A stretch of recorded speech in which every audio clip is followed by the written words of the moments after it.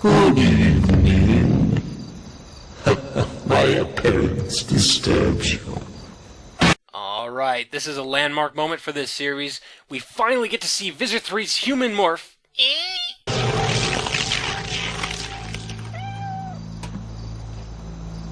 An inferior form of this Victor Trent. Okay, it's just... I don't know, I was kind of expecting something a little less, Elmer Fudd.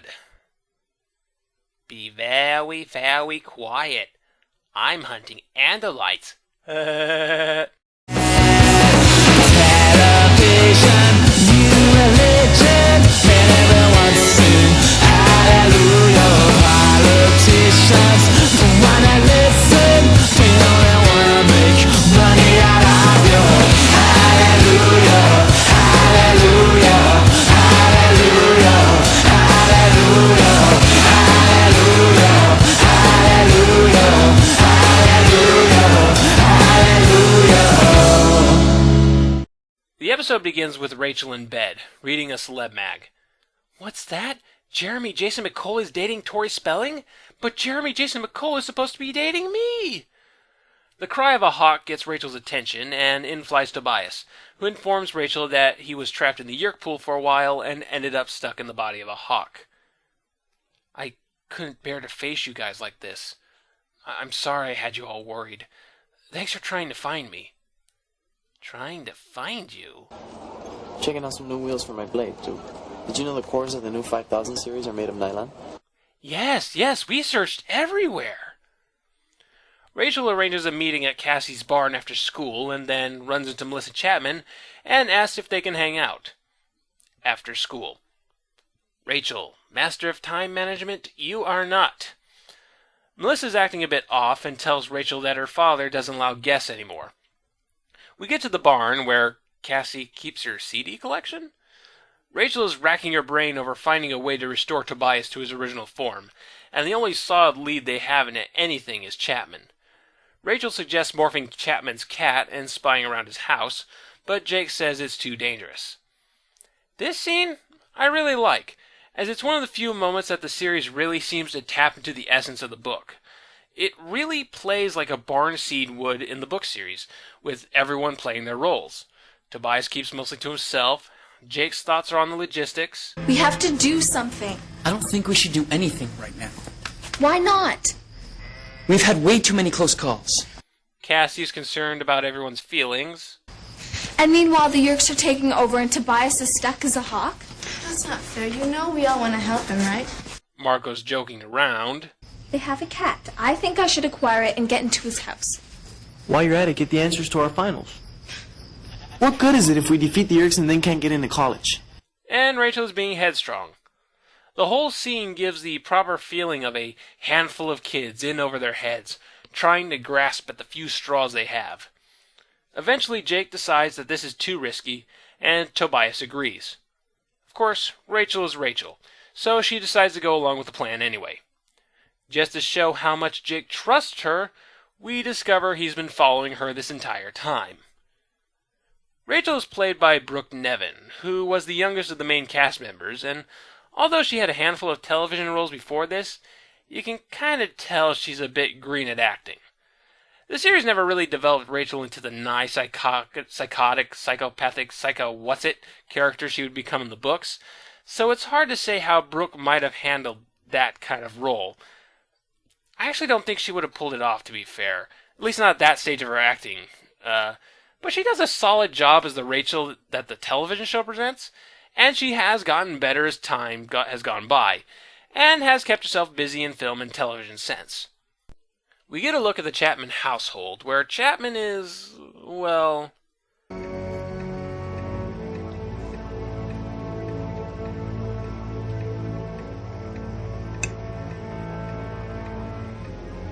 Is your dinner okay?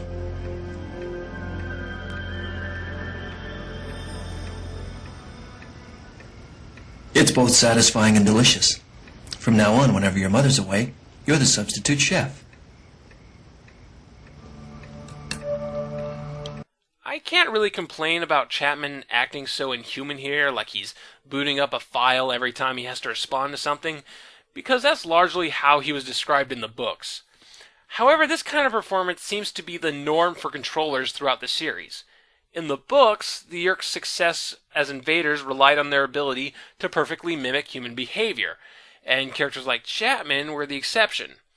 That seems to be the other way around on the show. Free dinner. Come on, it's tuna. Dolphin friendly and everything.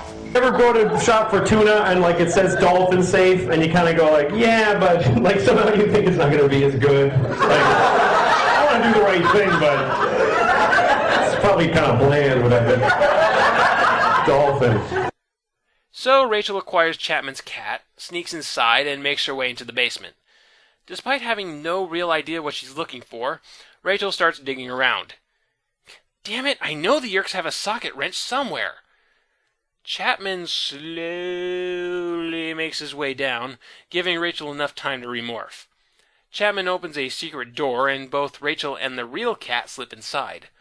Chapman starts fiddling with something that looks like a slide projector on top of Sarah Jessica Parker's robot from Flight of the Navigator. It brings up a hologram of Visitor 3, who chastises Chapman for being late. Chapman blames the suspicion of his daughter, and Visitor 3 says it wouldn't have been an issue if she was a controller. It's at this point that Chapman steps on one of the cat's tails, and Chapman and Visitor 3 are seeing double. Well, it doesn't take long to figure out that there's an andalite afoot. But which one? No matter. Bring them both to me.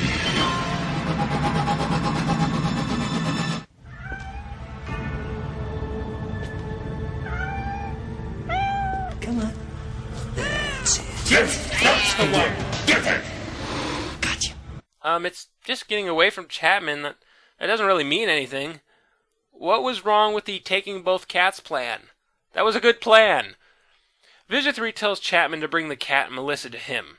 So Chapman drives Rachel to Visitor 3's estate. In a security measure that far outdoes the Andalites in the Hork-Bajir Chronicles, we see Chapman punch in a 3-digit code, identify himself verbally, and then get his ear scanned before entering. Now, if only the fence didn't have a 6-inch clearance, because Jake arrives and is able to dig his way into the estate pretty quickly. Meanwhile, the one Hork-Bajir performs Shakespeare in the park. Oh, now forever, farewell the tranquil mind, farewell content. Chapman meets Visitor 3, who looks like he just drank 10 straight shots of 5-hour energy drink. Dude, I'm having so much caffeine I can see space-time and... Oh, I'm better now. At this point, Visitor 3 morphs human. Why? I don't know, but it gives us a chance to see the man behind the mask, character actor Eugene Lipinski. He's been in a lot of stuff. Fringe fans will especially recognize him as the character December. We see a lot more Visitor 3 in human morph than in Andalite form throughout the series, which doesn't make much sense from a storytelling perspective, but Lipinski actually adds a great sinister edge to the character that's missing behind the shitty makeup and puppetry, so I think it's a fair trade-off. So Jake breaks into the estate, morphs Tiger to fight his way... Okay, no, sorry. He goes back to Dog, because he felt like being totally useless in rescuing Rachel. Jake gets captured because, duh, and gets tied to a bench.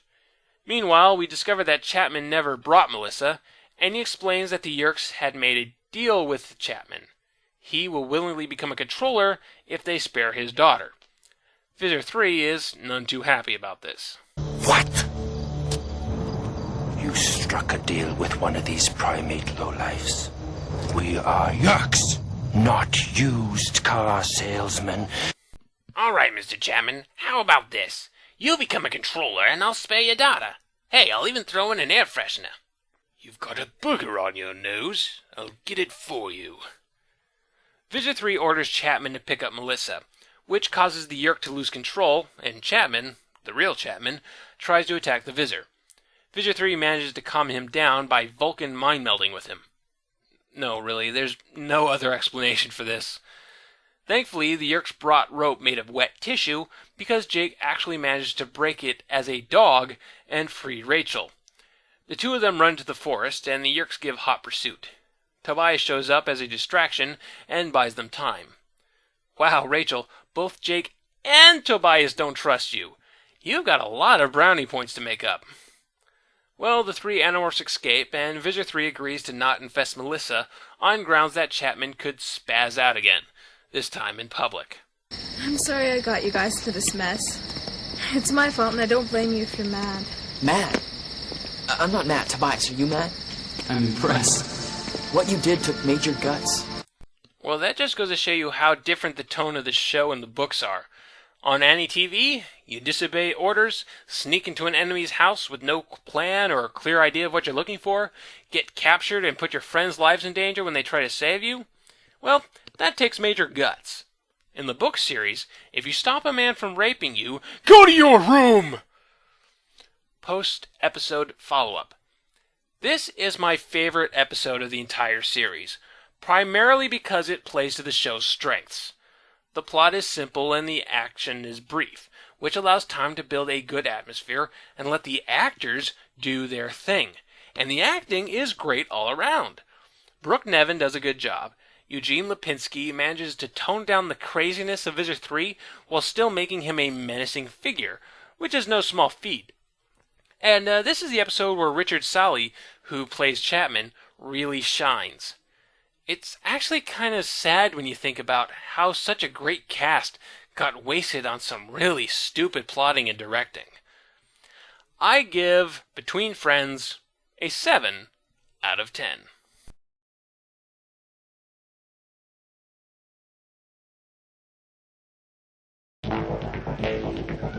Cat,